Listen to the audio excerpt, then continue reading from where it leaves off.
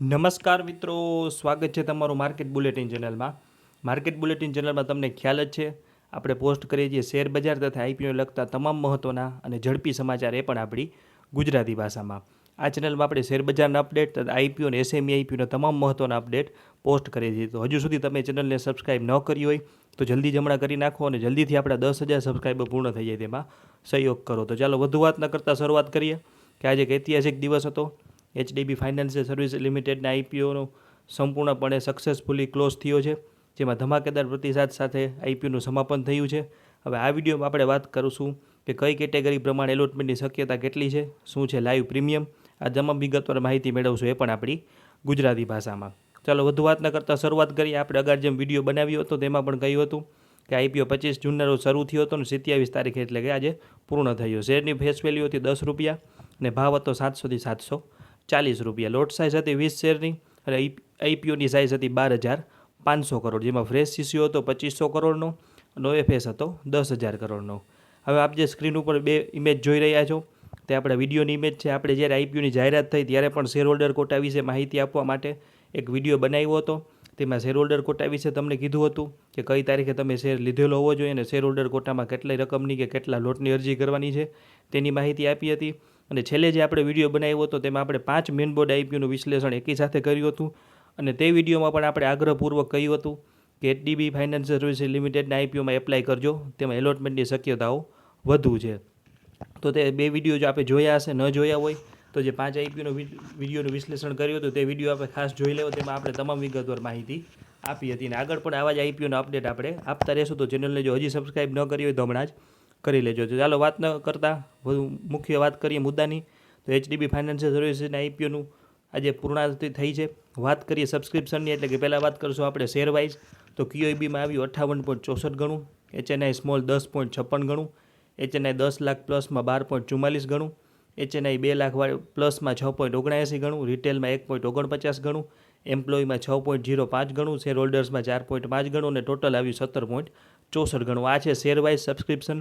આ ડેટા 5:30 વાગ્યા સુધીના છે. આ ડેટામાં નહીં એવો ફેરફાર આવી શકે છે. વાત કરીએ પૈસામાં, એટલે કે કરોડમાં આવેલી ડિમાન્ડની, તો આઈપીઓમાં કુલ માગણી હતી 9,131 કરોડ એન્કર બાદ કરતાં, અને તેની સામે આવ્યું 1,61,087 કરોડનું ધમાકેદાર ભરણું. હવે વાત કરીએ તેમાં ડિમાન્ડ કરોડમાં કઈ રીતે આવી, તો ક્યુઆઈબીમાં આવ્યું 1,31,696 કરોડનું ભરણું, એટલે કે લગભગ 58 ગણું.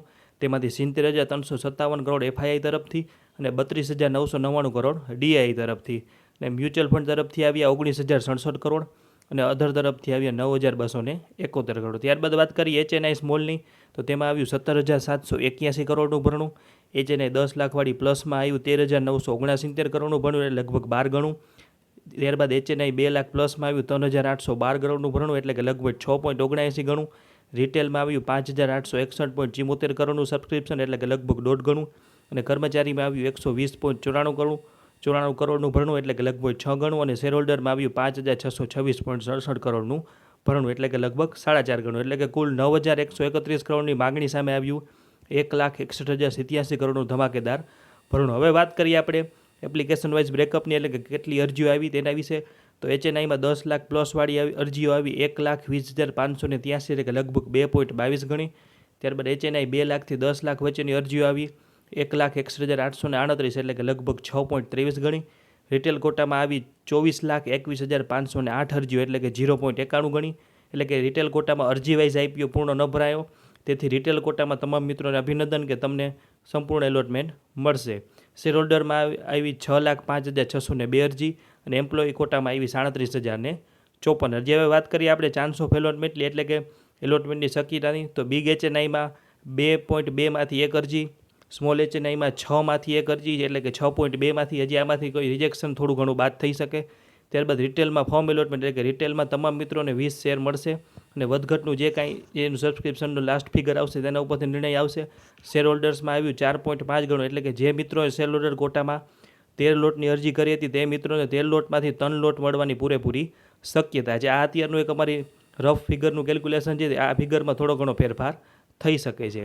તો આ તમને માહિતી આપી એચડીબી ફાઇનાન્શિયલ સર્વિસ લિમિટેડના આઈપીઓના સમાપનની, કઈ રીતનું એલોટમેન્ટ મળી શકે છે તેની, અને આગળ પણ આવતા તમામ આઈપીઓ અને એસએમઈ આઈપીઓના તમામ મહત્ત્વના અપડેટ મેળવવા માટે આપણી ચેનલને સબસ્ક્રાઈબ ન કરી હોય તો હમણાં જ કરી આપજો, ત્યારબાદ તમામ મિત્રો એક ખાસ નોંધ લેવી કે સ્ટોક માર્કેટમાં રોકાણ જોખમને આધીન છે.